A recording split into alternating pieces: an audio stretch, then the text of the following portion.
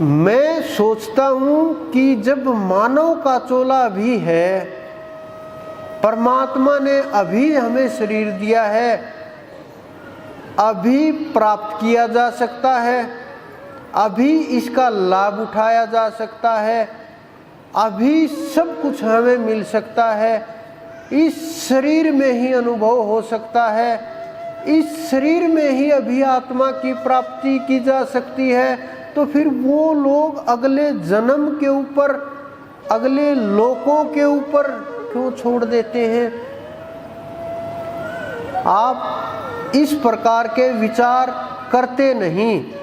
इसी कारण से ये सोच करके, क्योंकि कल के लालच में कि हमारा कल अच्छा हो जाएगा, आज को हम गंवा देते हैं कि हमारा अगला जन्म अच्छा हो जाएगा, अगले जन्म में श्रेष्ठ हमें जन्म मिलेगा। अरे मानव का चोला प्राप्त हो गया, मानव का शरीर आपको मिल गया, इससे श्रेष्ठ और क्या चाहिए आपको? और इससे श्रेष्ठ क्या मिल सकता है? क्या आप अगले जन्म में 10 फुट के पैदा हो जाओगे? क्या लंबे लंबे हाथ होंगे आपके? क्या 4 आंखें पैदा होंगी अगले जन्म में? क्या अगले जन्म में आपके पंख लग जाएंगी? क्या अगले जन्म में ये सूरती अपने आप उड़ करके परमात्मा तक चली जाएगी? क्या अगले जन्म में कुंडलिनी शक्ति बिना जगाए जाग जाएगी? क्या एजपा जाप अगले जन्म में अपने आप मिल जाएगा आपको? क्या अगले जन्म में पूर्ण गुरु आपका इंतजार कर रहे हैं?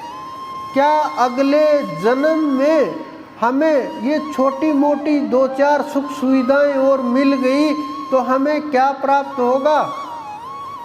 प्रत्येक जीव जितने भी हैं, सब के सब जीव उस परमात्मा ने भोग योनि के बनाए हैं, और जितने भी योनियां हैं सब के सब अपने अपने चोले में, अपने अपने शरीरों में मस्त हैं। चाहे आप गधे को देखो, चाहे आप हाथी को देखो, चाहे आप सांप को देखो, चाहे चिड़िया को देखो, मधुमक्खी से लेकर के हाथी तक अपने शरीर में सभी मस्त हैं, शेर से लेकर के हिरण तक।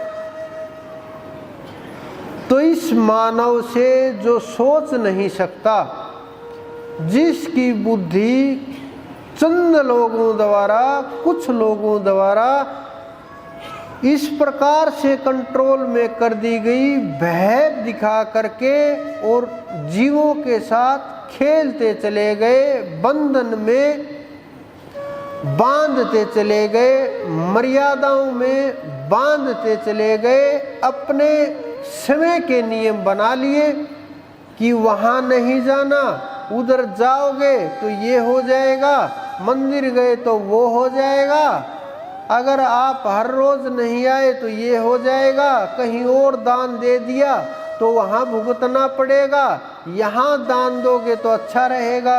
इस प्रकार के जो विचार उत्पन्न हुए, अपना जो खेल शुरू किया, जो आप लोगों के साथ खेलना उन्होंने, तो आप लोग दिमाग के साथ सोचने का ना तो मौका था, ना ही सोचने की परिस्थिति थी, ना ही हम इतना सोच सकते। आगे जाओगे आपको काल खा जाएगा। अरे आत्माओं को काल नहीं खा सकता, और शरीर को काल छोड़ेगा नहीं। कोई भी शरीर हो जो ये बोल रहे हैं काल आपके नज़दीक नहीं आएगा, क्या वो शरीर छोड़ के नहीं जाएंगे? शरीर छोड़ के उनको भी जाना पड़ेगा। क्या उनके कष्ट नहीं है? वो तो हमारे से, आप लोगों से भी 10 गुना ज़्यादा परेशान हैं। आप देखो सबके ऊपर नज़र मार मार करके क्या हालात हो गए हैं। जब इस संसार के अंदर उनके ये हालात हैं, आगे कहाँ की उम्मीद की जा सकती है? कैसे उनको गुरु माना जा सकता है? किस प्रकार से वो रास्ता दिखाएंगे जो स्वयं ही भटके हुए इंसान हैं, भ्रम में फंसे हुए इंसान हैं, भय में फंसे हुए इंसान हैं? नहीं हो सकता, क्योंकि ये जो मामला है, ये मामलात ये नहीं है कि आप पूजा करोगे आपको मिल जाएगा, नहीं मिलेगा जी। मैं देखता हूँ ब्रज के अंदर बहुत साल पहले गए थे हम, और भी बहुत जगह कोई भी पत्थर हो लाल रंग कर देते हैं कि ये क्या हो गया, कि ये तो हनुमान जी का रूप हुआ, वहीं कुछ न कुछ ढाना शुरू हो जाते हैं। बहुत से लोग देखे मैंने कि ये क्या हुआ, कि ये नीला रंग कर दिया, ये पीर की समाधि हो गई, इससे क्या होगा कि यहाँ कष्ट मिटेंगे। कष्ट नहीं मिटने वाले, ऐसे कष्ट नहीं मिटते, ये रास्ता ही नहीं है। जो लोग आपको इस रास्ते के ऊपर चला रहे हैं, भगा रहे हैं, वो ये रास्ता नहीं है। रास्ता कुछ और है, मंजिल कुछ और है, हमारा उद्देश्य कुछ और है, उनका उद्देश्य कुछ और है। उनका उद्देश्य भीड़ को इकट्ठी करना, लोगों को किस तरह से माइंड वॉश करना है, दिमाग के साथ खेलना है, उनके विचारों के साथ खेलना है, कैसे मन को खुश किया जाए, कैसे मन से उनको मतलब किसी भी वस्तु दे करके संतुष्ट करना है बस मन को। इससे आगे जो साधना है वो आसपास भी नहीं है, लेकिन मन की साधना वहाँ नहीं ले करके जाती, क्योंकि मन का जो स्थान होता है वो संकल्प होता है, विचार होता है। बुद्धि के अंदर, दिमाग के अंदर कहीं मन का अलग स्थान नहीं होता। जिस प्रकार से अहंकार का अलग स्थान नहीं होता, उसी प्रकार से मन का अलग स्थान नहीं होता। बुद्धि के अंदर जो विचार होते हैं, जो संकल्प विकल्प करती है बुद्धि कि किस प्रकार का संकल्प हो, किस प्रकार का विकल्प हो, तो वो जो करती है वो मन का स्थान है, वहाँ मन का वास होता है।